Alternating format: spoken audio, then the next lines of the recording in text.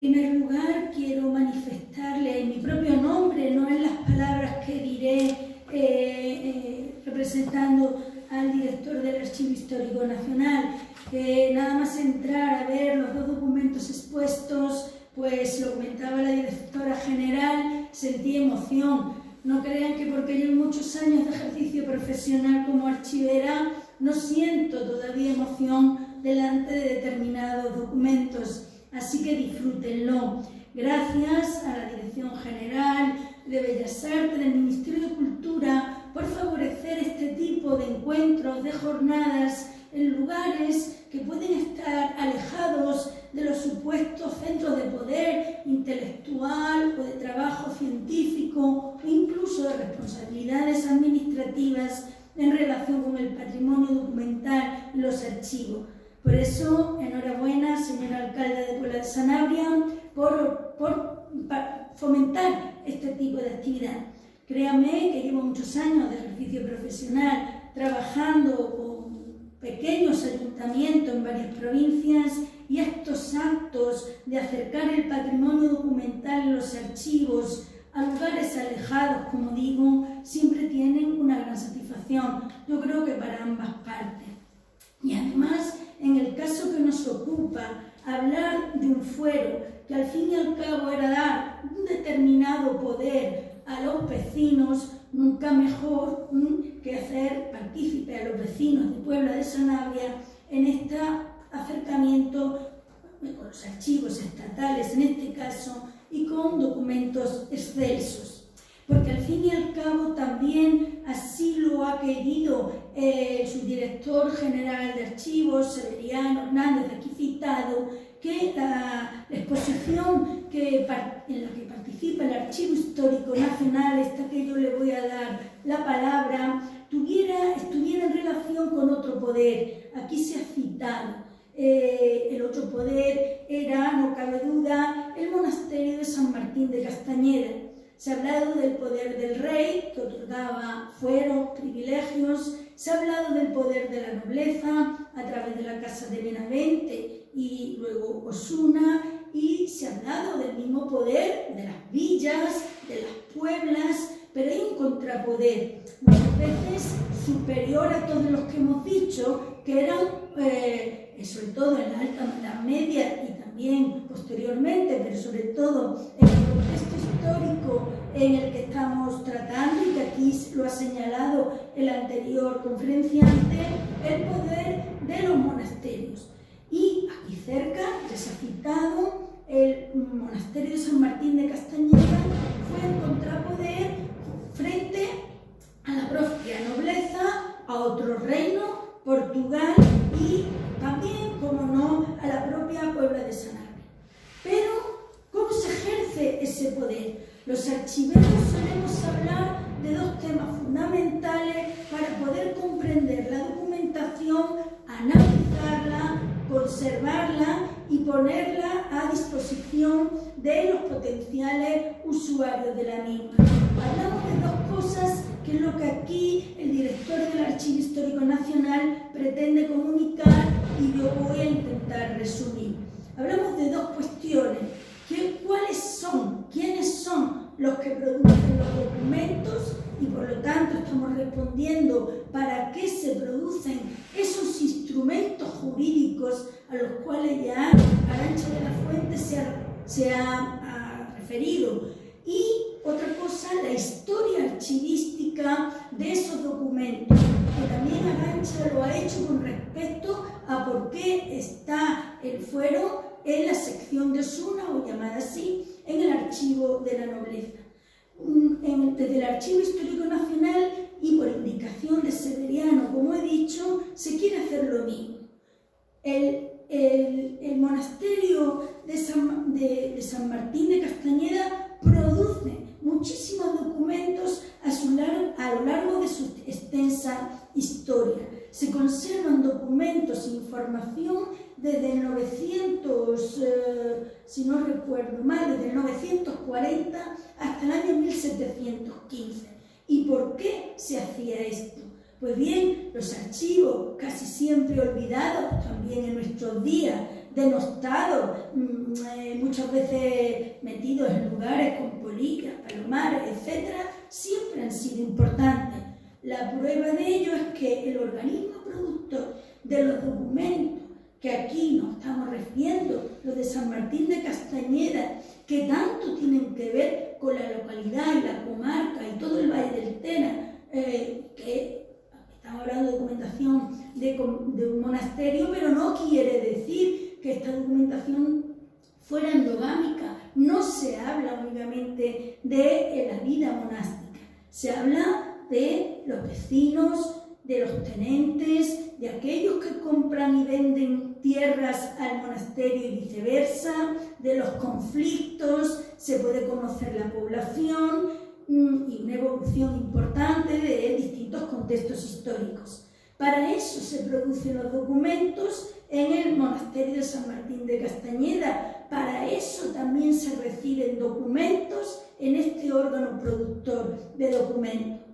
Tal importancia, y nos lo demuestra también la historia archivística de este archivo del monasterio, tanta importancia digo, y así lo demuestra en este trabajo el director del Archivo Histórico Nacional, tanta importancia tenía el archivo, los documentos, que a lo largo de los siglos el monasterio va generando copias de los documentos que considera fundamentales para la gestión, podríamos decir, del propio monasterio. Tenemos que descartar que los archivos hayan surgido ni existan a lo largo del tiempo para ser fuentes históricas. Eso se vendrá. Luego, estos documentos y estos archivos se hacen porque son necesarios para defender gestión, privilegios, tenencias, recolección de frutos. Además, recordemos que el monasterio de San Martín de Castañeda es de la Orden del Císter y todo lo que se suponía en la importante roturación, población, se ha apuntado aquí hace un momento, de vastos territorios. Pues bien, en el monasterio de San Martín de Castañeda, y entro en su historia archivística, se hacen copias ya en el siglo XIII, luego en el siglo XVI, luego el archivo se organiza en el siglo XVIII y se vuelven a hacer copias. A mí me parece un documento, bueno, es una unidad documental compuesta, difícil, que es los llamados tumbos, que son, como saben, volúmenes muy voluminosos, grandes, podríamos decir, pesados, que es un tumbo en este del monasterio cisterciense que se elabora en el año 1715. ¿Y para qué se hace? Pues en el principio de este documento se dice: índice de los lugares y cosas notables de este tumbo con la correspondencia de los cajones del archivo donde la importancia se indica en folios, números, cajones, es decir, una práctica archivística no lejana a lo que en la actualidad seguimos haciendo en los archivos, aunque en lugar de un tumbo hoy utilicemos medios y sistemas electrónicos. ¿Por qué se hace esto en 1715 en el archivo de San Martín de Castañeda? Y además se ordenan los documentos, según se demuestra a través de este tumbo, se ordenan por localidades, por topónimos, porque lo que le interesa al monasterio todavía en este momento es saber qué tiene en cada lugar, quiénes son sus arrendatarios, al fin y al cabo, dónde está el poder diseminado. Vale. Un archivo perfectamente organizado.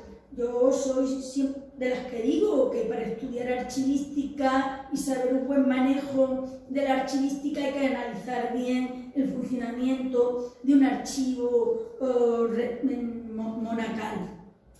Bueno, pues todos damos un salto y en la historia archivística tenemos que de esta documentación documentación, como ocurre para otros monasterios y conventos de España, tenemos que remontarnos ya a lo que es la desamortización, mejor dicho, las desamortizaciones, pero en concreto la de Mendizábal. En un largo proceso, que mucho también tiene que ver con los museos, se recogen todos los bienes, como antes también se ha citado en el caso de Osuna. Se recogen todos los bienes de los monasterios y principalmente, aunque nunca se hable de esto, los funcionarios de la Secretaría de Estado de Hacienda, nuestro actual Ministerio de Hacienda, lo primero que inventarían y recogen son los archivos. ¿Por qué? Porque gracias a eso se iban a saber los bienes de manos muertas, qué es lo que poseía en definitiva el monasterio o la entidad religiosa para ser desamortizada. De ahí, de esa labor que se hace a lo largo, finales del siglo XIX, estos archivos, también el de San Martín de Castañeda en este caso, pasa al archivo de la Delegación de Hacienda, del Ministerio de Hacienda en Zamora. Y de ahí, con procesos también en los que participan las comisiones de patrimonio, expertos, como por ejemplo el ya citado Pascual de Gallangos, al final lo que se hace es una transferencia desde las delegaciones provinciales de Hacienda, podríamos llamarla hoy, al Archivo Histórico Nacional, cuya creación está muy relacionada con este proceso de desamortización de los documentos.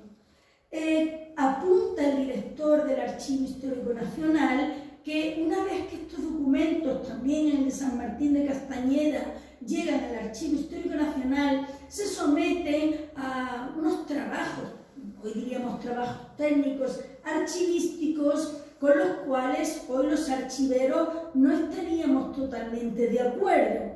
¿Por qué? Porque estos fondos documentales, estos archivos, también el de San Martín de Castañeda, se dividen primero por tipologías documentales, y las cito según indica José Ramón: pergaminos, documentos reales, documentos particulares, documentos eclesiásticos. Pero a su vez se divide en varias secciones. Ciertamente esta documentación del archivo de San Martín de Castañeda, igual que de otros conventos, llega hoy, conforma la sección de clero del Archivo Histórico Nacional, en concreto clero secular. Pero no contentos con ello, que ya vamos dividiendo, como vemos, también se divide en función de los soportes. Se crea la sección de pergaminos, por lo tanto ahí los pergaminos de este archivo van a pergamino, sigilografía, por lo que también ha indicado Arantxa. En ese momento no se cortan ni arrancan los sellos, ya muchos venían desprendidos. En la actualidad, para poder hacer un estudio no solamente de San Martín de Castañeda, sino de todo ese entorno geográfico, histórico, no solamente el medieval, sino que estamos hablando hasta el siglo XVIII, se han de consultar, en concreto en el Archivo Histórico Nacional, varias secciones. Los historiadores, los investigadores deben estar avezados en esta búsqueda.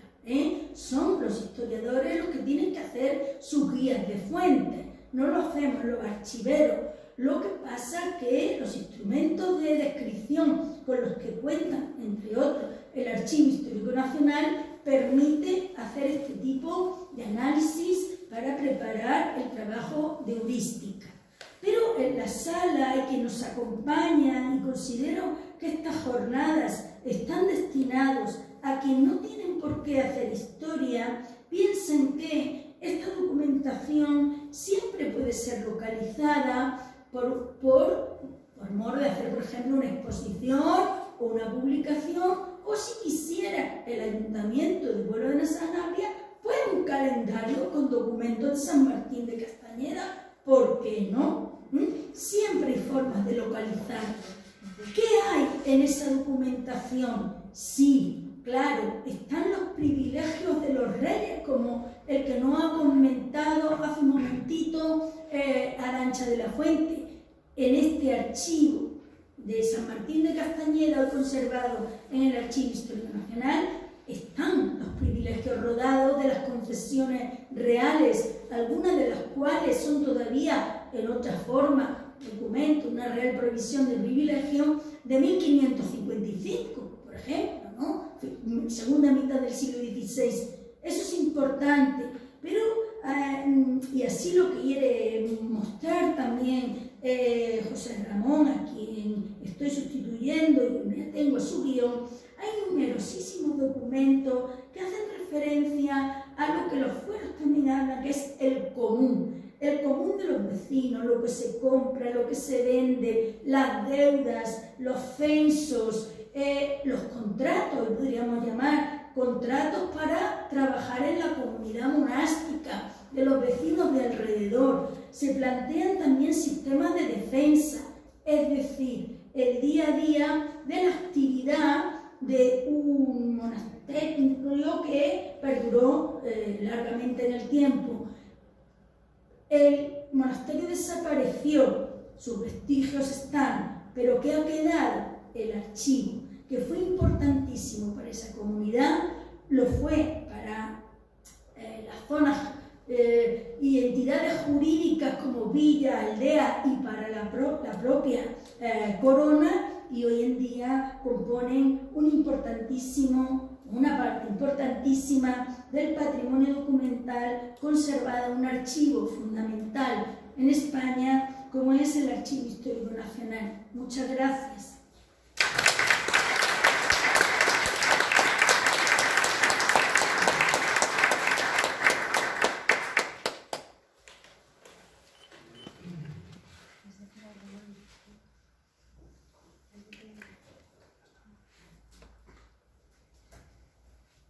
Bueno, pues buenas noches a todos y mañana nos volvemos a ver a las 9:30.